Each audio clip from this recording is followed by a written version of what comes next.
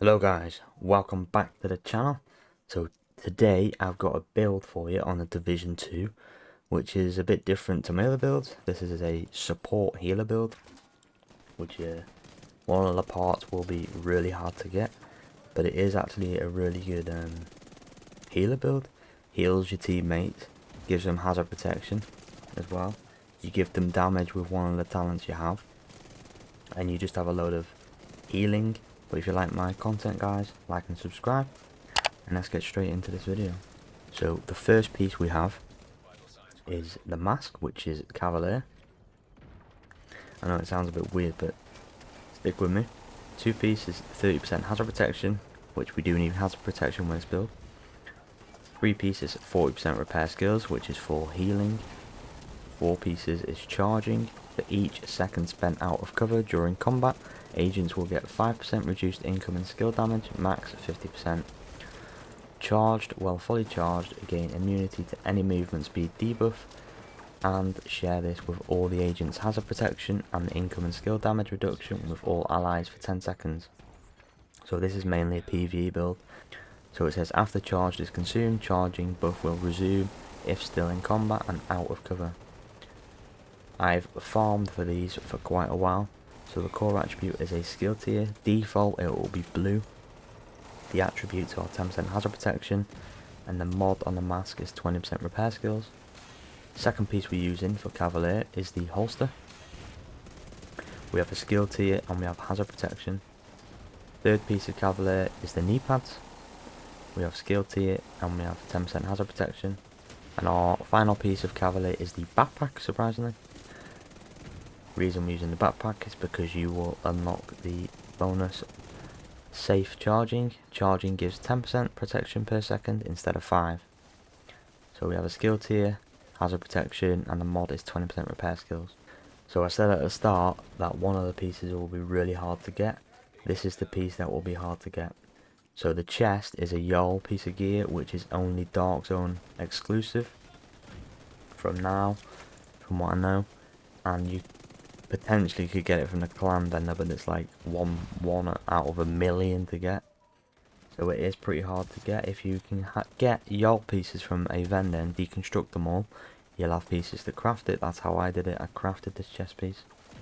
So you need this because it gives you 10% hazard protection for wearing one piece. Core attribute is a blue.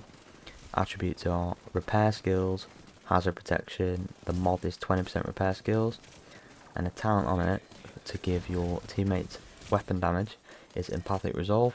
Repairing an ally increases their total weapon and skill damage by 3 to 15% for 20 seconds, 1 to 7% if self.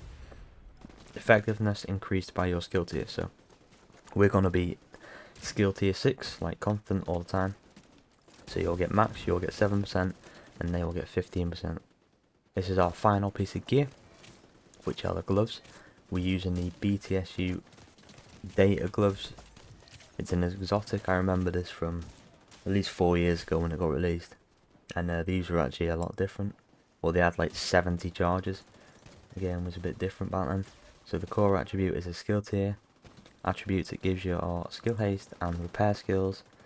Reason we're using this though is the talent you get. Transference overclock grants 15% hive skill haste per skill tier. Detonating a hive refreshes your skill cooldown and grants overcharge for 15 seconds. If at skill tier 6, this effect also applies to all allies. So basically when you destroy your hive, it will proc transference overclock, which will give all your allies their skills back if they're on cooldown. Allies receiving this effect are unable to benefit from it again for 2 minutes. So this is actually really good, and because you get 15% hive skill haste per skill tier, your hive will be back really quick after you've destroyed your hive. You'll just get it back really quick. Every 2 minutes you can use this. Give you overcharge, so your heals will be extremely large. You get tons of healing from it. So the main weapon I'm using is the Vector SBR 9mm. You can use any weapon you want. I've got SMG damage, 21% critical hit chance, 10% damage targets that are covered, but you won't really be dishing out the damage. It's your allies that are doing it, your teammates that you're giving the damage. So the talent I've got is Reformation. Headshots grant 60% skill repair for 15 seconds. That's a lot of skill repair just for hitting a headshot. And with a Vector, because of the RPM, the rate of fire, you'll easily hit a headshot. So I have optimal range. I have round, accuracy and optimal range. So I have 100% optimal range with a Vector. So you can easily get a headshot there. Second weapon I'm using is the designated named sniper rifle. Core attribute is 15% marksman rifle damage, 111% headshot damage, and the last one is just rate of fire. You can change that to damage targets that'll cover if you want. You won't be doing much damage anyway. This has perfect reformation. This has 20% more than normal reformation, so you get 80% skill repair. And those are the mods I have there. So the pistol is only Dark Zone exclusive, named caches and conflict caches you can get this. The reason this is one of the good pistols in the game as well is because it gives you a skill tier in the core attributes. Nothing else in the game, from what I know, gives you a skill tier. I'm surprised that's not been applied to any other weapon. So we have pistol damage, a skill tier, and we have Future Perfect. Weapon kills grant 1 skill tier. 15 seconds, stacks up to 3 times. So basically if you get a kill with this, because you're already skill tier 6, you'll get Overcharge. But this is only for yourself. So your heals will be massive and your hive will be better, but your allies won't have it. So say your teammate's just about killed an enemy, just shoot that enemy, get a kill with the pistol, and you'll have Overcharge for yourself. So our hive, obviously we have to use a hive because we're using the BTSUs. We have the Restorer hive, the Healing hive, with tier 6. Mods we have are 5% healing, and we have the mods you get from Technician, range and duration. And then the healing chem launcher, the Reinforcer chem launcher with tier 6. This is the overall build. We have 4-piece Cavalier. This is just a quick breakdown. We have 4-piece Cavalier.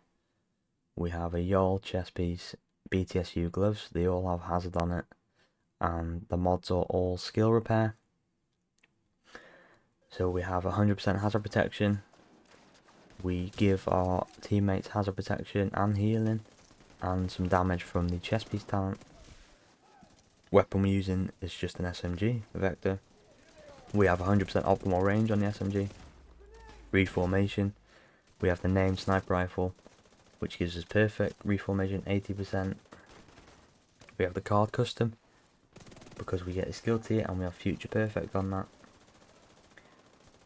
Healing hive and the healing chem launcher, and we're using technician for that extra skill tier because our Yaahl chest piece has a blue core. So the stats. So if you look at our hazard protection, it's 100%. So when it procs the charge, your teammates will have 100% hazard protection. So the skills we're using are the hive and the chem launcher. You see repair over time, 227,000 PvP allies. You can use this in PvP and PvE as well. So the specialization we're using is the technician. Only reason we're using this is because we get a free skill tier, because our chest piece is a blue core. Unless you can be like the luckiest player in the world, you need this because you need the skill tier. We get skill healing 10%. Party members within 5 meters of your deployed and undisrupted skills are immune to shock and disrupt. That doesn't really matter because you're already giving them 100% hazard protection. We have 15% SMG damage, pistol damage, and sniper damage. But this is the build that I've made just for a support hazard protection build. This is by no means the best healing build in the whole game.